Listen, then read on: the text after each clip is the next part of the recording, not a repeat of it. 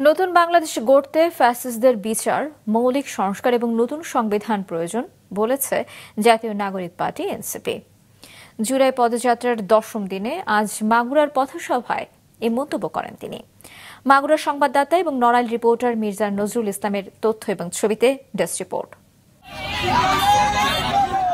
জুলাই গণ অভ্যুত্থানের বর্ষপূর্তি উপলক্ষে এনসিপির আয়োজনে সারা দেশে চলছে জুলাই পদযাত্রা। আজ মাগুরায় পালন করা হয় এ কর্মসূচি। সকালে ঝিনাইদহ থেকে মাগুরার উদ্দেশ্যে রওনা হয় এনসিপির নেতারা। দুপুরে মাগুরায় পৌঁছালে তাদের জেলা ফায়ার সার্ভিস অফিসের সামনে থেকে বরণ করে নেয় স্থানীয় নেতাকর্মীরা।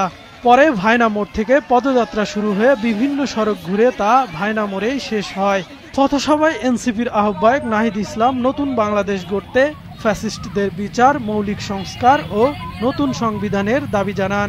এই বাংলাদেশ নতুন করে গড়তে হলে আমাদের এই ফ্যাসিজমের সাথে যারা জড়িত ছিল তাদের বিচার, দেশের মৌলিক সংস্কার এবং একটি নতুন সংবিধান প্রয়োজন। এবং আমরা আরো বলছি যে আমাদের যে কোনো দেশের আধিপত্যবাদ ও আগ্রাসনের বিরুদ্ধে বাংলাদেশ পন্থী একটি রাজনীতি দাঁড়া করাতে হবে।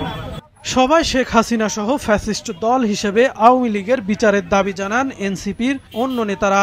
বাংলাদেশের মাটিতে আর আওয়ামী লীগ যেন কোনোভাবেই না দাঁড়াতে পারে, তার জন্য আমরা এই বিচারের দাবিতে গণজাগরণের পদযাত্রা শুরু করেছি। ভায়না মোড়ে পথসভা শেষে নড়াইলের উদ্দেশ্যে যাত্রা করেন এনসিপির নেতাকর্মীরা।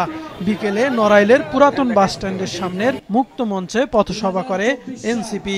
সেখান থেকে তারা যশোরের উদ্দেশ্যে রওনা দেন।